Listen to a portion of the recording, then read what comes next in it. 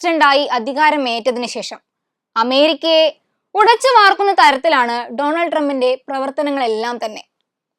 അതുവരെ നിലനിന്നു പോന്നിരുന്ന സമവാക്യങ്ങൾ മൊത്തം മാറ്റി എഴുതാനുള്ള തിരക്കിലാണ് ട്രംപ്. യൂറോപ്പിനോട് മുഖം തിരിച്ച് റഷ്യയെ കൂട്ടുപിടിക്കാനും ഇന്ത്യയുമായുള്ള ബന്ധം ഒരു സുരക്ഷിത അകലത്തിൽ നിലനിർത്താനും ചൈനയ്ക്കും കാനഡയ്ക്കും മേൽ ചുങ്കം ചുമത്തി സമ്മർദ്ദ വലയം തീർക്കാനും തുടങ്ങി ആഗോളതലത്തിൽ വ്യാപാര സംഘർഷങ്ങൾക്ക് തുടക്കമിട്ടും അന്താരാഷ്ട്ര ബന്ധങ്ങളിൽ കാര്യമായ മാറ്റം വരുത്തിയും ട്രംപ് പുതിയ പ്രവർത്തനങ്ങളിൽ സജീവമാണ്. ഈ നടപടികൾ ഉണ്ടായിരുന്നിട്ടും ആഗോള അസംസ്കൃത എണ്ണവില ട്രംപ് പ്രതീക്ഷിച്ചതുപോലെ ഉയർന്നിട്ടില്ല എന്നതാണ് ശ്രദ്ധേയം. പകരം ആഗോള സാമ്പത്തിക വളർച്ചയുടെ അഭാവം കാരണം അവ കുറയുകയാണ് ചെയ്യുന്നത്. എണ്ണ വിപണിയിൽ റഷ്യയുടെ പങ്ക് ഏറെ നിർണായകമാണ്. യുക്രൈനിൽ നടന്നുകൊണ്ടിരിക്കുന്ന സംഘർഷം റഷ്യയുടെ എണ്ണയ്ക്ക് യൂറോപ്പിൽ നിരോധനം ഏർപ്പെടുത്തുന്നതിലേക്ക് നയിച്ചു. എന്നിരുന്നാലും ഇന്ത്യ, ചൈന തുടങ്ങിയ രാജ്യങ്ങളിലേക്ക് നിയന്ത്രണങ്ങളില്ലാതെ റഷ്യ എണ്ണ കയറ്റുമതി ചെയ്യുന്നത് തുടരുന്നുണ്ട് താനും. റഷ്യക്കെതിരായ ഉപരോധങ്ങൾ പൂർണ്ണമായും നടപ്പിലാക്കിയിരുന്നുവെങ്കിൽ എണ്ണവില ബാരലിന് $100 കവിയുമായിരുന്നു. എന്നിട്ടും ഇത് സംഭവിച്ചില്ല. ഇത് വിപണി ലഭ്യത വർദ്ധിപ്പിക്കുന്നതിലേക്ക് നയിച്ചു.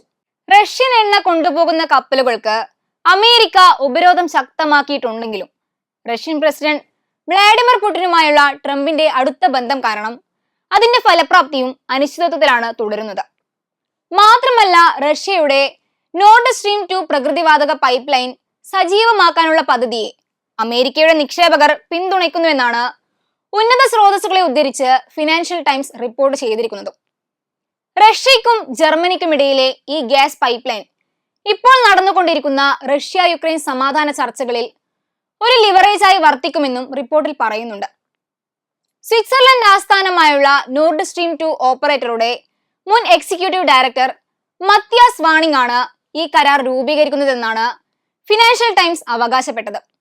ഇത് ഡൊണാൾഡ് ട്രംപിന്റെ റഷ്യയുമായുള്ള അടുപ്പത്തിന്റെ വ്യാപ്തി കാണിക്കുന്നുവെന്നും ഫിനാൻഷ്യൽ ടൈംസിൽ പറയുന്നുണ്ട്. തന്റെ ആദ്യ ഭരണകാലത്ത് ട്രംപ് നോർഡ് സ്ട്രീം 2 വിമർശിക്കുകയും ഉപരോധങ്ങൾ ഏർപ്പെടുത്തുകയും ചെയ്തിരുന്നു. ഒക്ടോബറിൽ ഒരു അഭിമുഖത്തിൽ തന്റെ പ്രവർത്തനങ്ങൾ പദ്ധതിയെ തകർക്കുമെന്നും ട്രംപ് വെടിപൊട്ടിച്ചിരുന്നു. എന്നാൽ തന്റെ രണ്ടാം ടൈമിന്റെ തുടക്കം മുതൽ ട്രംപ് ഈ നിലപാടുകളിൽ നിന്ന് മലക്കം മറിയുകയും മറുകണ്ഠം ചാടി അമേരിക്ക റഷ്യ ബന്ധങ്ങളിൽ ശ്രദ്ധേയമായ ഒരു മാറ്റത്തിന് തുടക്കമിടുകയും ചെയ്തു. യുക്രൈനിലെ സമാധാന ചർച്ചകളിൽ മധ്യസ്ഥത വഹിക്കുന്നതിനായി അമേരിക്കയിലെ ബിസിനസ്സുകാർ വൈറ്റ് ഹൗസുമായി ബന്ധപ്പെടുന്നതാണ് വാണിങ്ങിന്റെ പദ്ധതിയെന്ന് ഫിനാൻഷ്യൽ ടൈംസ് എഴുതി. ട്രംപിന്റെ സംഘത്തിലെ ചിലർ നോർഡ് സ്ട്രീം 2 സമാധാന ചർച്ചകളിൽ ഒരു സാധ്യതയുള്ള സ്വാധീനമായി കാണുന്നതായും റിപ്പോർട്ടുണ്ട്. നോർഡ് സ്ട്രീം 2 ഉടമയായ ഗാസ്പ്രോമുമായുള്ള ഉപരോധാനന്തര കരാറിന്റെ രൂപരേഖ അമേരിക്കയുടെ നേതൃത്വത്തിലുള്ള നിക്ഷേപകരുടെ ഒരു കൺസോർഷ്യം തയ്യാറാക്കിയതായി റിപ്പോർട്ടുണ്ട്. വിശ്വസനീയമായ ഊർജ വിതരണക്കാരനാകാൻ റഷ്യ എപ്പോഴും നിർബന്ധം പിടിച്ചിട്ടുണ്ട്. വാങ്ങുന്നവർ ഉണ്ടെങ്കിൽ യൂറോപ്യൻ യൂണിയനിലേക്കുള്ള വാതക വിതരണം പുനരാരംഭിക്കാൻ റഷ്യക്ക് താല്പര്യമുണ്ടെന്ന് ക്രെംലിൻ വക്താവ് ദിമിത്രി പെസ്കോവ് വ്യക്തമാക്കിയിരുന്നു. 2022 റഷ്യ യുക്രൈൻ സംഘർഷം രൂക്ഷമായതിനെ തുടർന്ന് റഷ്യയെ ഊർജത്തിനായി ആശ്രയിക്കുന്നത് ഇല്ലാതാക്കാൻ ബ്രസൽസ് ശ്രമിച്ചിരുന്നു. അതിന്റെ ഫലമായി അമേരിക്കയിൽ നിന്ന് ഉയർന്ന വിലയ്ക്ക് LNG വാങ്ങുന്നത് വർദ്ധിപ്പിക്കുകയുണ്ടായി. ഇതൊക്കെയാണെങ്കിലും ചില യൂറോപ്യൻ യൂണിയൻ രാജ്യങ്ങൾ റഷ്യയിൽ നിന്ന് ഇന്ധനവും LNGയും വാങ്ങുന്നത് ഇപ്പോഴും തുടരുന്നുണ്ട് എന്നതാണ് സത്യം. യുക്രൈനിലെ സമാധാന കരാറിന്റെ ഭാഗമായി റഷ്യൻ പൈപ്പ് ലൈൻ ഗ്യാസ് ഇറക്കുമതി പുനരാരംഭിക്കുന്നതിനുള്ള ഓപ്ഷൻ പാശ്ചാത്യ ഉദ്യോഗസ്ഥർ പരിഗണിക്കുന്നതായി ജനുവരിയിൽ ഫിനാൻഷ്യൽ ടൈംസ് റിപ്പോർട്ട് ചെയ്തിരുന്നു.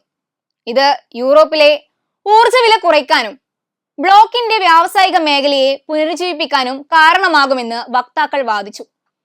ചൈനീസ് സമ്പദ് വ്യവസ്ഥ തിരിച്ചുവരവിന്റെ ലക്ഷണങ്ങൾ കാണിക്കുന്നുണ്ടെങ്കിലും എണ്ണ ഉപഭോഗം വർദ്ധിപ്പിച്ചിട്ടില്ല എന്നത് ശ്രദ്ധിക്കേണ്ടതാണ്.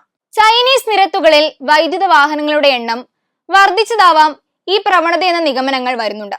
അങ്ങനെയെങ്കിൽ എണ്ണ ഡിമാൻഡ് ഭാവിയിലും ഇതേ തലത്തിൽ തന്നെയാകും നിൽക്കുക. ഒപെക് പ്ലസ് രാജ്യങ്ങൾ കഴിഞ്ഞ കുറേ നാളുകളായി എണ്ണ ഉൽപാദനം നിജപ്പെടുത്തിയിരിക്കുകയാണ്. ഡിമാൻഡ് ഉയരാത്തതാണ് ഇതിന് കാരണം. അംഗരാജ്യങ്ങൾക്ക് കൃത്യമായ നിർദ്ദേശം ഇക്കാര്യത്തിലുണ്ട്. കൂടുതൽ എണ്ണ വിപണിയിൽ എത്തിയാൽ വില ഇനിയും താഴുമെന്നതാണ് കാരണം. ഒപെക് നിയന്ത്രണത്തിലും എണ്ണവില ഉയരാത്തതിന് ഒരു കാരണമായി പറഞ്ഞിരുന്നത് റഷ്യയുടെ ഇടപെടലായിരുന്നു. ഇറാഖ് തുർക്കി പൈപ്പ് ലൈൻ വഴി കുർദിസ്ഥാനിൽ നിന്നുള്ള അസംസ്കൃത എണ്ണ ഉടൻ വിപണിയിൽ എത്തുമെന്നാണ് ഇറാഖ് സർക്കാർ പ്രഖ്യാപിച്ചിരിക്കുന്നത്. ഈ നീക്കം പ്രതിദിനം 1,85,000 ബാരൽ എണ്ണ വിപണിയിലേക്ക് കൊണ്ടുവരും. ഇത് ആഗോള വിലകൾ കുറയ്ക്കാനുള്ള സാധ്യതയുമുണ്ട്. ദൈനംദിന വിതരണ പരിധി കവിഞ്ഞാൽ ക്രൂഡ് ഓയിൽ വില ബാരലിന് $60 കുറയുമെന്നതിനാൽ ഒപെക് പ്ലസ് ഇറാഖിന്റെ നടപടികൾ സൂക്ഷ്മമായി നിരീക്ഷിച്ചുകൊണ്ടിരിക്കുകയാണ്. എണ്ണ ആവശ്യത്തിന്റെ 80% ഇറക്കുമതി ചെയ്യുന്ന ഇന്ത്യ പോലുള്ള രാജ്യങ്ങൾക്ക് അത്തരമൊരു കുറവ് ഗുണം ചെയ്യും. നിലവിൽ ക്രൂഡ് ഓയിൽ ബാരലിന് ഏകദേശം $72 എന്ന നിരക്കിലാണ് വ്യാപാരം നടക്കുന്നത്. ഇറാഖ് അതിന്റെ വിതരണ പരിധി കവിഞ്ഞാൽ കുർദിഷ് എണ്ണയുടെ വരവ് വിലയെ കൂടുതൽ താഴേക്ക് കൊണ്ടുപോയേക്കാം. ഊർജ ഇറക്കുമതിക്കുള്ള ചെലവ് കുറയ്ക്കുന്നതിലൂടെ ഇന്ത്യ പോലുള്ള പ്രധാന ഇറക്കുമതിക്കാർക്കാണ് ഈ സാഹചര്യം ഗുണകരമാവുക. അമേരിക്ക, റഷ്യ തുടങ്ങിയ ശക്തികളുടെ വിവിധ ഭൗമരാഷ്ട്രീയ സംഘർഷങ്ങളും സാമ്പത്തിക തന്ത്രങ്ങളും ഉണ്ടായിരുന്നിട്ട് കൂടിയും ആഗോള ക്രൂഡ് ഓയിൽ വിലയെ ഉൽപാദന നിലവാരവും ഇലക്ട്രിക് വാഹനങ്ങൾ പോലുള്ള ഉയർന്നു വരുന്ന സാങ്കേതിക വിദ്യകൾ ഉൾപ്പെടെയുള്ള ഒന്നിലധികം ഘടകങ്ങൾ സ്വാധീനിക്കുന്നുണ്ട് എന്നത് പറയാതിരിക്കാനാവില്ല.